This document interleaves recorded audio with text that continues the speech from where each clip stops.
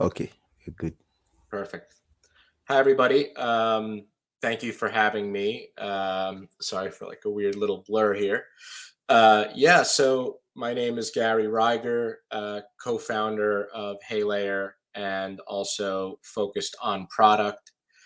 Um, Really excited that you guys brought me on. There's a lot of different things that we can talk about. I'll start with my a little bit of my story, and then we can go from there.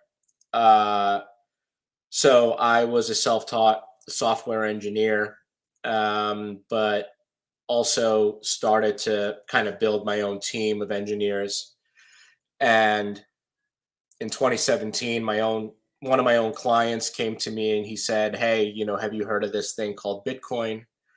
And I wasn't really sure what he meant, so I essentially did my research, and ended up kind of, as they say, going down the rabbit hole.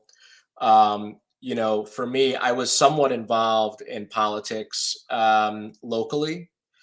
And so, because of that, uh, blockchain just solved so many problems for me. And I couldn't ignore it. I couldn't ignore the idea that we could potentially tie an identity, or yeah, an identity to a document, or an identity to a vote, and all of that be trustless. So we don't need to rely on any existing system to tell us, did this or this it happened or it didn't happen. So a lot of those ideological, like philosophical thoughts, made me think about how Bitcoin can be useful. And then, having the software background, we were trying to figure out what can we do. So um, I I remember Googling, um, Bitcoin and programming language, because I didn't really understand what it was that I needed to do in order to build on Bitcoin. And I was extremely lucky that I fell into stacks. Um, I actually like dove in, and what I saw was, a JavaScript framework, which my team was very comfortable with, um, that would allow us to do a lot of the things that we wanted to do. So, what I really liked when I started participating in all of this was, Blockstack really solved initially, before it was Stacks. It solved a couple of problems. So the first problem was the identity problem. So they had essentially the authentication. So as long as you had a Hero wallet, I could authenticate you to any kind of app, and that's all that you needed. Um, and so that was cool, because then, let's say if we wanted to build a task app or a note taking app, we would just very simply decentralize the login, the authentication, and then feel very good about, you know that connection. And especially because it's anchored on Bitcoin, right? That's like the plus. So then we took it a little bit further, and we did the same thing, but for um, storage. So we then the other this is the other piece is Gaia. If anyone has ever looked into Gaia, GAIA, is another product of Hero, the Stacks Foundation and Hero Systems, but basically it's a decentralized storage mechanism. So essentially, you can connect your digital wallet to this decentralized hub known as Gaia. And then from there, you can choose what kind of service you want to use. So it can be a decentralized service like IPFS. It can be a more centralized service like Amazon S3, wherever you want to store. But having that intermediary connection, it allows you to encrypt whatever you're storing, and it allows you to store, have that blockchain record anywhere, regardless of where you're storing. So I found it all very interesting. So that's where we started. And I kind of thought about Web3. I still think about Web3. I think about it as a revolution. I think about it as um, an entire shift in how we interact, as people and um, as organizations to people, and businesses to people, um, and people to people. So it touches so many things, and because of that, the storage made a lot of sense. And I was thinking about Web3. I was thinking about, well, there's got to be a storage aspect of Web3. Um, and that's where we started. So, I should be able to show you an example of what we have. Just give me 1 second. Just want to make sure I'll authenticate myself and get in.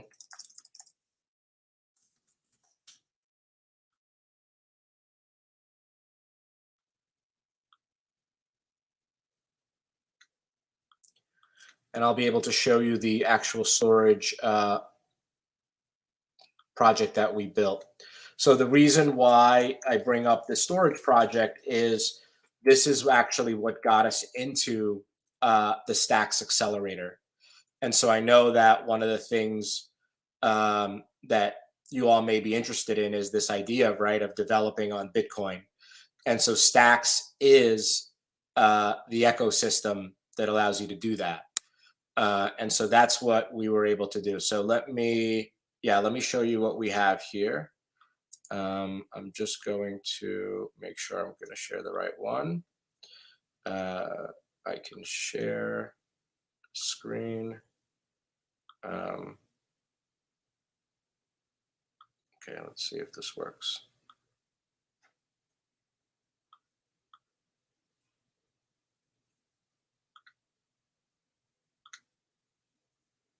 Okay. I'm hoping someone can confirm if they can see this. So, okay, I think you can, right? So, here is an example of our Heylayer drive, as we call it, and it's interesting because it got us into the accelerator. So, the idea here is that you can right-click a file, you can upload a file, and as you could see, you can literally mint it into an NFT. So if you think about what storage would look like in the future, potentially this is one of the things it would have. And literally, that's what we built, right? We built a storage system that understands the aspects of Web3 and allows you to essentially create an NFT if that's something that you want to do. And this got us a lot of traction. There's a lot of people that really couldn't believe how easy this process is. But we also learned that it's interesting, but doing this at a high scale actually does not make sense.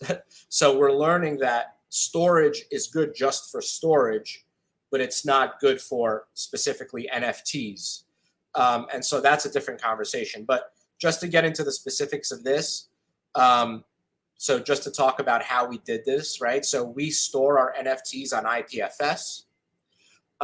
We mint them on the Stacks blockchain. We use the SIP9 standard, which is the standard for Stacks. And as you know, you can Clarity, you can use Clarity as a programming language. Now, let me fast forward and show you. So this is one product, and what we're going to do with this product, just before I move on, is we're going to keep this more as a storage product. So really just storage on Web3, and it's going to allow you to connect your Hero wallet and essentially store whatever private documents you want. And then we're going to be able to decide if we want to keep it an IPFS or not, because I think an important message for everyone here is that anything that is an IPFS is also found publicly. So if you know how to search metadata and you know how to search IPFS data, you can actually, the blockchain information, you can actually find every IPFS file ever. As a matter of fact, I remember that somebody hacked. They went into Pirate Bay and they actually hacked and was able to download all the images that are available on OpenSea. And the reason why that's not so complicated is frankly because all they had to do is just scrape the IPFS data and get all the images. So people have to understand that when they're minting something, it's public for everybody. And what, instead, what they need to do is figure out how do we make that private. So that's one piece that I want to talk about. Now I want to show you what our actual platform looks like. So when you mint a file, so you can today go to this website, storage.heylayer.com, and basically upload and mint files for free. And we have a lot of people that do that. So these are some of the test files that I've used. But we have a lot of people that do that. So what happens when you do that? Well, you can actually make any of your files available for sale. And that goes on heylayer.com. So if I press make NFTs, it actually takes me back to the storage. Okay. If I go to collect NFTs, I'm able to see NFTs on our platform. And let me just mention a couple of things that make our platform kind of unique. So we wanted to be very early in bridging the gap between Web 2 and Web 3. So, one quick example that you'll notice is I think it's going to ask me to, let me stop sharing, let me sign in, and then it'll be easier.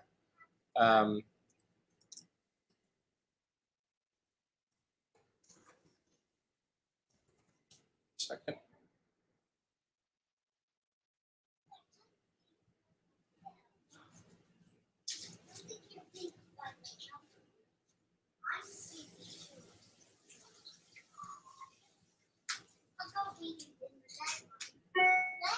Okay, let me share.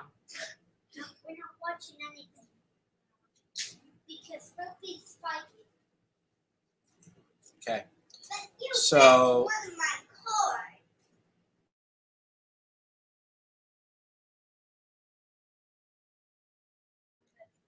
sorry.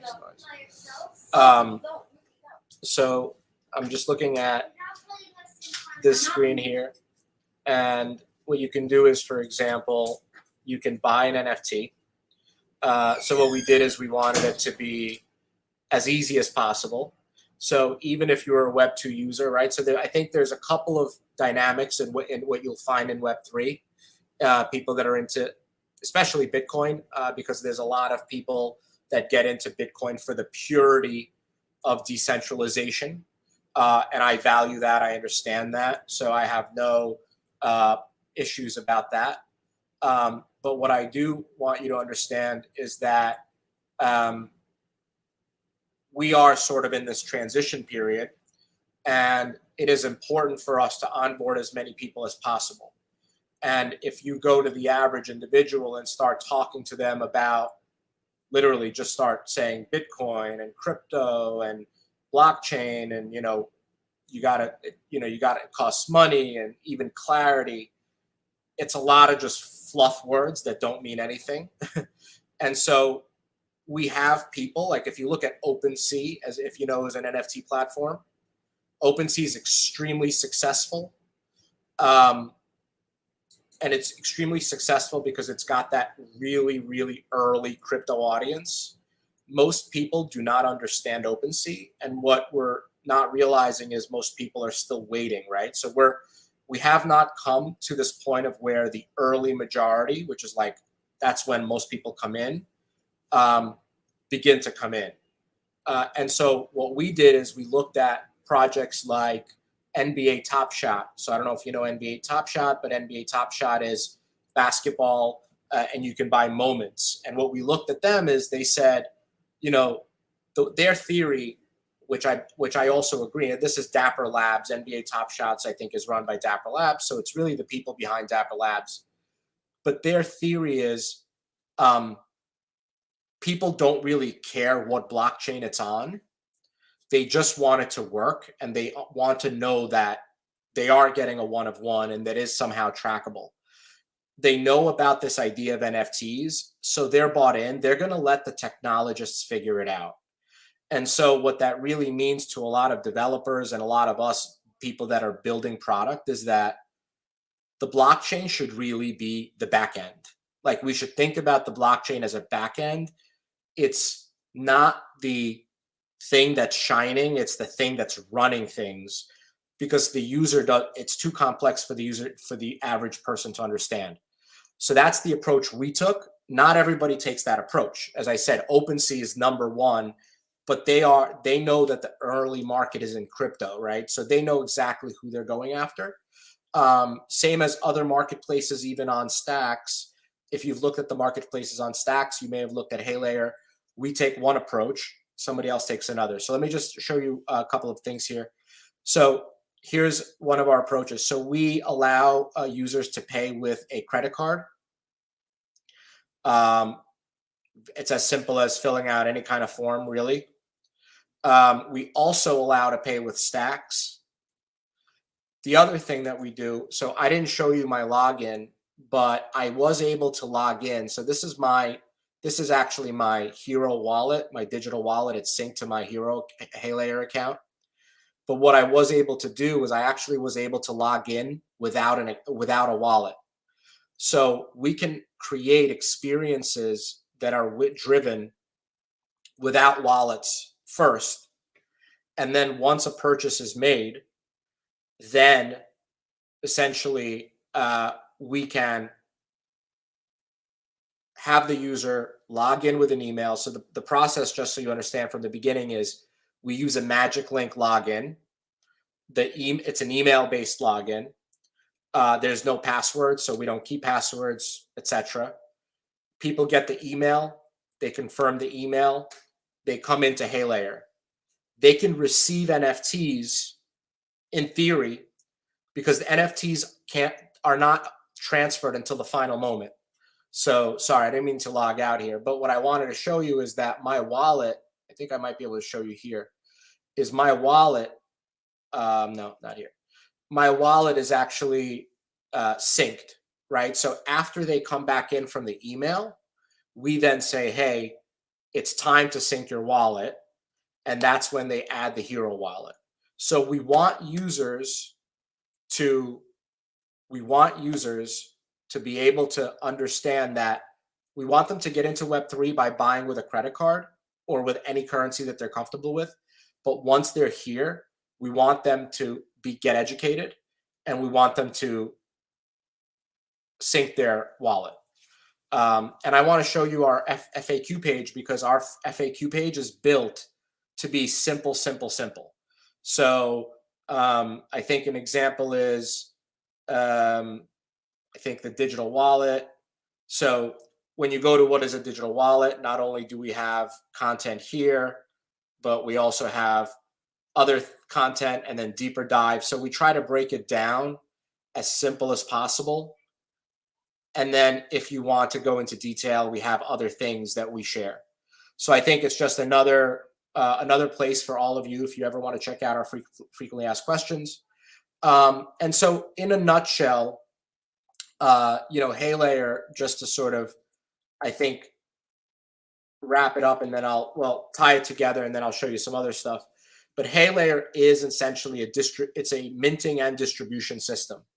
So one of the cool things that we have is the ability. We also just launched an app, and the app is really cool. I'm not sure if I'm going to be able to share the app itself. Let me stop screen and see what I can share. 1 second.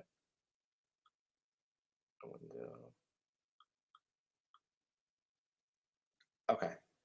This doesn't let me share the app. But the idea of the app is very similar to, I don't know if anyone is familiar with a Multipass.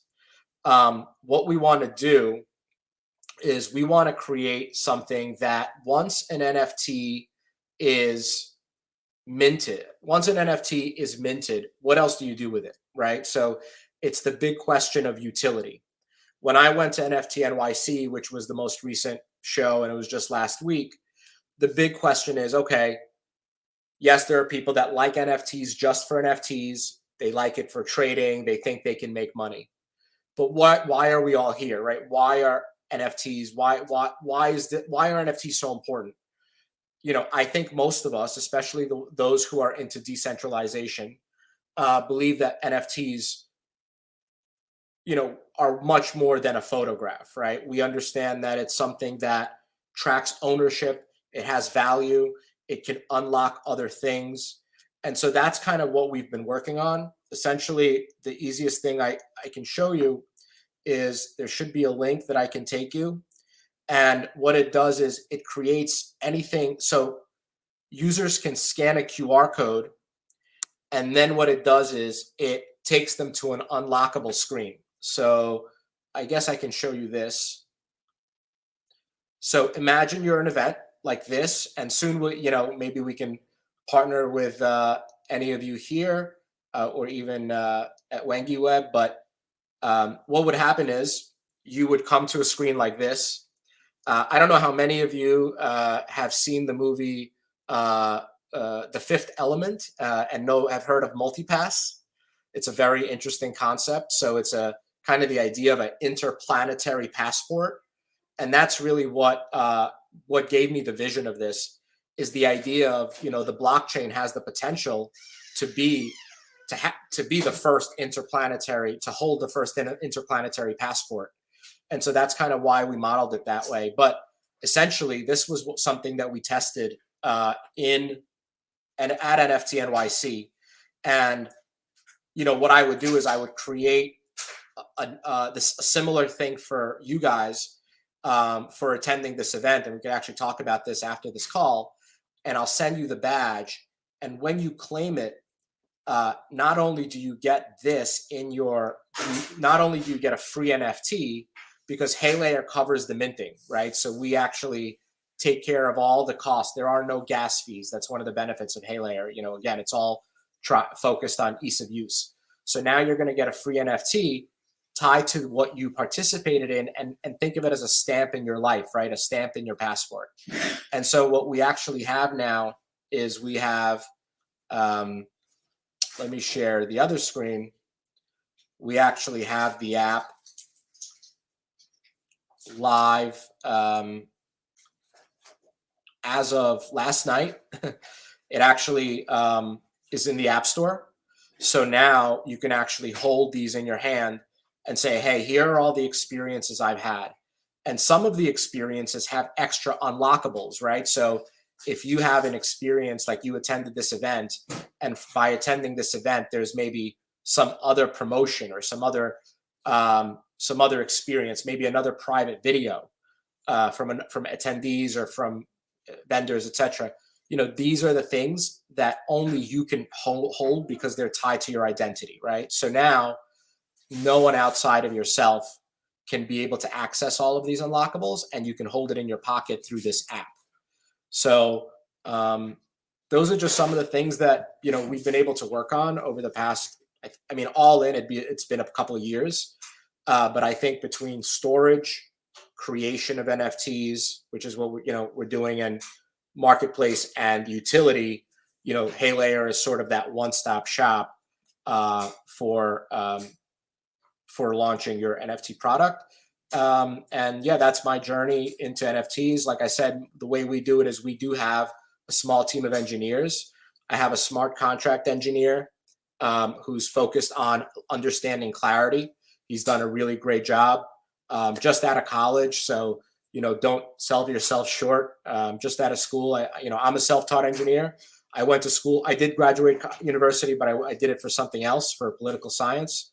So for me, this all came by self-learning and just being passionate.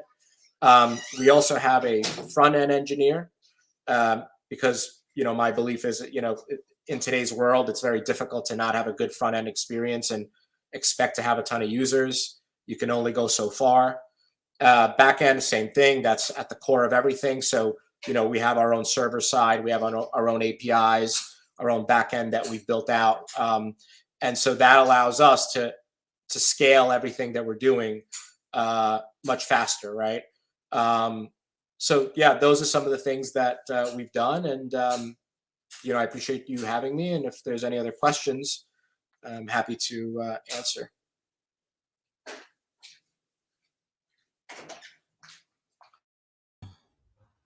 Okay, awesome. Thank you for sharing um, your journey through Stacks and what you are currently building. So, I think one of the questions I wanted to ask is the application cross platform or only available on App Store?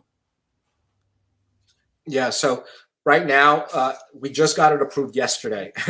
So last night I found out. So that's actually probably why I look a little tired this morning. But it's been a long night. But with that said, we are going to go Android, and I have experience, putting apps on the App Store, and so I always do Apple first because Apple is the more difficult. Once you understand their kinks, because you have to spend time on adjusting what they want. You know, Once you sort of figure them out, then you say, okay, this works. Let's send the version to Android. And sometimes you even send more features to Android than you do to the app store. I mean, that's Apple's loss, unfortunately. And just for anyone, again, just some experience. Um, any kind of so this app got rejected from the App Store a couple of days ago, and the response was it was in violation of Apple's in-app purchase uh, ruling, right, in their developer terms. And when I looked through, they sent me the details on it, and I read it. It talks about any kind of purchase that happens essentially now they want to be a part of. Um, they do allow for minor changes, but what I had to explain to them, and a lot of developers just don't know how to navigate this, but what I had to explain to them is, this is a utility app. We are not a NFT. So our website, yes, you can buy NFTs on it, and that's mobile, it's responsive, so it's fine, that works. But on the flip side, the app itself is just for utility. So we just want people to receive a reward, or we want people to activate something. We're not trying to make money off of people on the app. There's nothing to buy. And once I made that case, they said fine. But I think a lot of people that are building NFT marketplaces forget about Stacks, on the App Store, are going to be in for a surprise, because Apple's going to want 30%. I think that's the maximum. I think they've been trying to lower it in some cases. Small businesses, they have some interesting rules that I'm not 100% caught up on right now, but 30% is like the opposite of Web3, what Web3 is about, right? 30% is old school. That's when we started as an NFT platform, and we met this is just off topic, but I think it's relevant. We met a curator here in the city, and she said, what do you guys charge? And we said 10%. She was like, are you serious? I said, why? Is that too high? Because I come from the tech world. So, in the tech world, you see 3%, 2%, credit card transaction, Stripe transaction. So I was like, is 10% high? Because we can lower it. She said, high. She said, we pay 50%. So that's where, people are, their mindset currently is at giving up more, and the Web3 mindset is giving more, right? So we're giving more to artists, and that's good. So the other benefit of Heylayer is we are the only, because we take this approach of what's the easiest thing that for users, we manage things just a lot easier from the use case perspective. So for example, we have people that have come on and said, hey, we want to split the first transaction one way. So let's say they're doing something where they're an agent, they want to actually find art. This is a great example. So let's say I am somebody who knows artists in my area. They could be local, they could be whatever. How do I bring a bunch of artists together? How can we all make money, royalties on a sale today, and also long term. So with Heylayer, you can actually split that up any way you want. So we have two separate sides. We have the first sale. You could split it up to 90%. Heylayer takes 10%. And then, so right away you could say, hey, I made the introduction, or I brought you guys together. I'll take 40%. I'm just throwing out a number. And then everyone else splits 10%. Let's say there's, another 5 people involved, right? So 5, you is 6, and then 10% to Heylayer. So that's just the first sale. But then you could say, you know what? I just created this introduction to Heylayer. I'll take 40%. I'll set it up for you. I'll set up your account on Heylayer. I'll make your Heylayer awesome, blah, blah, blah. So we'll split that first one, 40 me, 10, 10, 10, 10, and then, Heylayer will get 10, right? But then there's a second tab. So that's the first sale. So if you sell something for $100, that's how it's going to get split. Now you have a second sale that's more ongoing, and that's set on the on-chain. So the first one is actually not on-chain. It's actually meant for usability, for accessibility, for user experience, and for all the things for it's the business case, right? The second piece, which is ongoing, that's on-chain, and that's obviously more long-term, and that's usually going to the artist. And I can talk about it's because Heylayer also has a secondary, but what we do is something interesting. We split our fee, and we're creating a Bitcoin pool of money that we actually want to give back to our community. So on every secondary sale, we take half the proceeds, we give it back to the community. So that's something else we're going to build. It's actually a way to hopefully earn in a way that's fair. It's no gimmicks, no token scams, something that we can actually deliver on, So yes, sorry, I got a little side tangent, but the short answer is we will go on Android, I would say within the next few weeks. Okay, awesome. I think we'll see if there's any other question on the comment section. Sure. Give it like a 1 minute window. Yeah. No problem. I can, if anybody, I can post my LinkedIn, or if anybody has, if they want to connect or something like that, or Twitter, I'm happy to do that. Happy to support.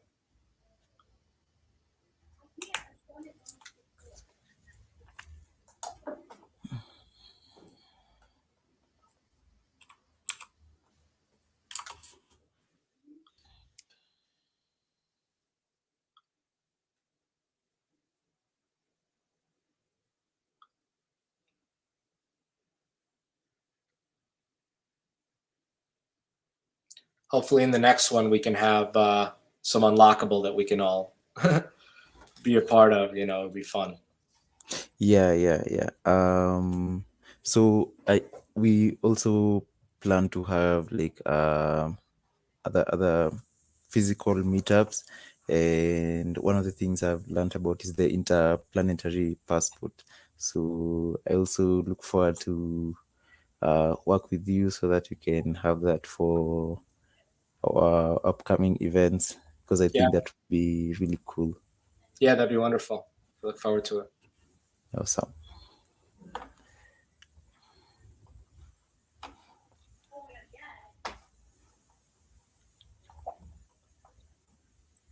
Yeah, does everyone have my info? Like, were you able to share, I guess, in the invite? So I can, because I think in the comments, I don't know how to share my info, but as long as you share it, it's good. Yeah, I can share it. Then can also share the Heylayers Discord server. So in case anyone has any inquiries, they can always hop in. Perfect. Yep. Good stuff. Yeah, and you guys are one of the first to know about the app. So it's funny, I didn't even make the big announcement in our Discord yet, because I woke up, I had this call, and after last night. So yeah, that's funny. But thank you. Thanks for that. Yeah, so I definitely am excited for what you're all doing. I'm bullish on your entire part of the world. I'm excited. Like really just think that what I see is just so much opportunity and so many people like spending the time to learn. And yeah, it's impacting the entire globe. Like I'm really happy. I think there's actually a lot of people on our side of the world that need to take lessons from you all. So yeah, for sure. So that's good. I'm excited to see that this is all happening. You know, that there's people learning and helping other people learn. Uh, we want to do workshops as well. So anytime you're all looking to collaborate, anything like that, I'd be happy to do that. Awesome. Thank you. Thank you for also accepting my invite. Yeah, it's quite Yeah, a good opportunity for all of us. for sure. And I saw, you guys are having like that no code class as well coming up with Christopher, I think. And I think that's an awesome one. I was one of the earliest users of the Bubble platform, the Bubble no code platform. Uh-huh. Yeah. And so what he can show you is amazing because it really takes a lot of the coding. Like there's some people that are just not comfortable with code. It's just not their thing. Some of us love it because it's like, it's for me, it's almost like meditating. It's like I get in the zone, like I used to, I wish I haven't done it in a while, but I remember, how I used to feel, especially when you're in the flow, or the worst is like if there's a bug and like you need to almost like clean your brain to clear it out and come back the next day or something. But Bubble is just Bubble is so different. I mean, Bubble has those elements, but it just allows logic so if you do like if then statements all visually, and a lot of it just for some people who maybe are more visual and things like that, it could be a whole new way of learning how to code. So I'm happy that the no code clarity folks are gonna come in and show you. Yeah. But yeah, so I think you have a lot of engineers here, but we just to kind of wrap it up, I'll just say, we use the Heroes JS stack. I mean the Stacks JS. I'm sorry, Stacks JS. Clarinet. We are now looking at interoperability and this might be something for you guys to know when it comes to interoperability with potentially other chains. We started looking at Polygon because, and then when it comes to Polygon, the technology that we feel is best for control and being able to sort of do what we want to do is Alchemy. It's ALCHEMY. And again, this is more for people who are interested in venturing on the other side for things like Ethereum. But where the world's going, you have sort of like the way I see it right now is like I'm fairly idealistic with Bitcoin, and personally, it's where I would put my money, and it's what I believe in because I can do the math on Bitcoin better. I'm not even going to say I can do it, right? Because I'm not a cryptographer.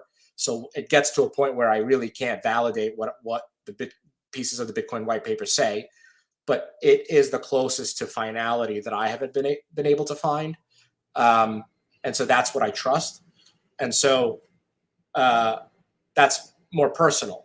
But I also see that brands and markets don't necessarily care what blockchain you're using. So understand that as someone that maybe is more technical, that's more pro decentralization, that we might be kind of focused on one thing, but everyone around us is telling us something else. So I think Stacks is actually doing an amazing job of threading that needle because I think Stacks has just found such a great team and a great group of engineers that are both excited, passionate, and they love the fact that they love that it's not EVM compatible.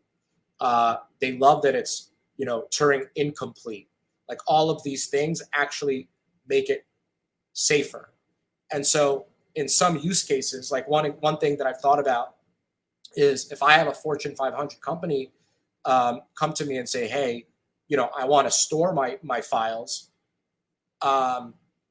I'd rather use something like Gaia, right, that decentralizes it through stacks than some sort of EVM compatible back platform.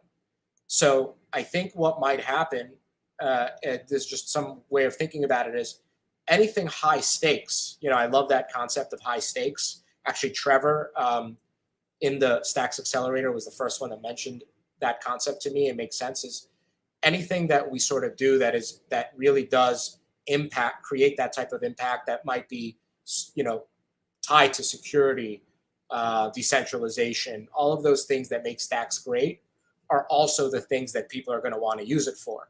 So when you think of government, when you think of medicine, when you think of private data, like I'd rather trust that to engineers on Stacks than I would, let's say, to Solidity contracts, with ETH. So just to give you a sense, like how to position both of them, but also why, if you speak with a marketing agency, so if you're, let's say, doing this for development's sake, right, which is fine, you may hear that Stacks is just not the one they want to use. It doesn't make sense for them.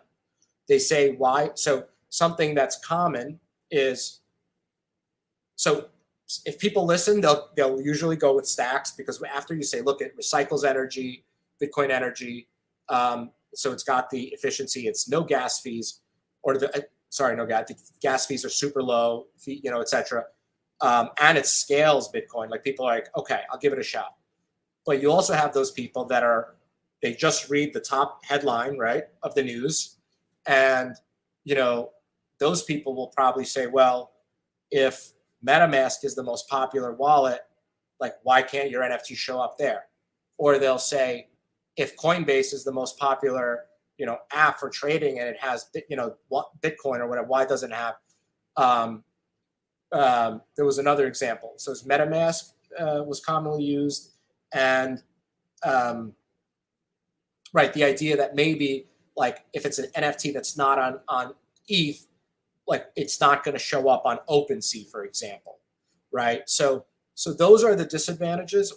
But at the same time, if you're focused on Stacks, that we have our own marketplaces, we have our own ecosystem, and it does take a lot of belief to say, hey, what if we can be the next ETH? What if we can compete against the next ETH? So I'm not counting us out. I'm obviously one of the most bullish people on here, not on this call, just in general, because I meet a lot of people that are focused on ETH and I'm focused on Stacks.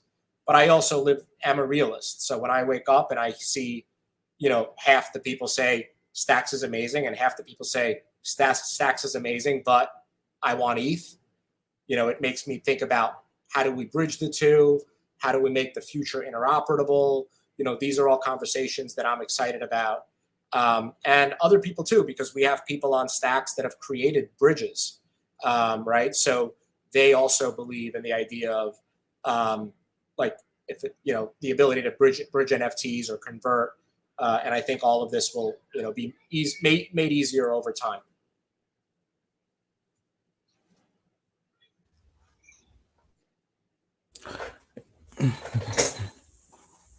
Yeah, I agree with you on that for sure.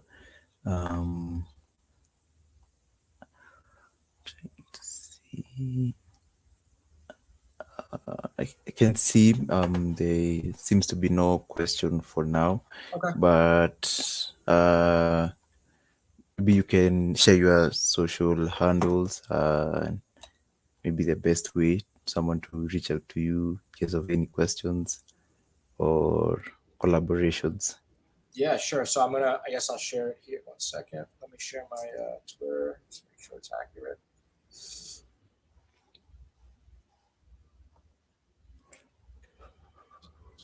Here. And then I'll send my LinkedIn.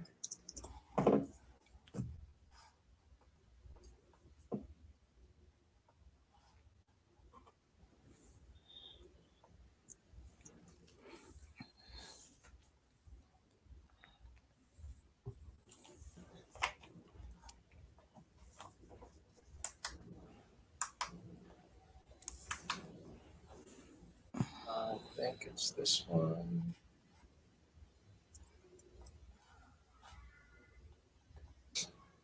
I've shared it. I think with you, right? I'm not sure how to share with everyone else, but Okay, so we'll pin them in the description after the call.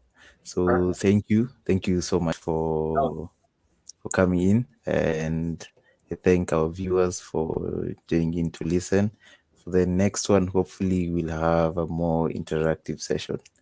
yeah, that'll be fun. Thanks all. All the best. Okay. Take care. Okay, thank you. Have a good day.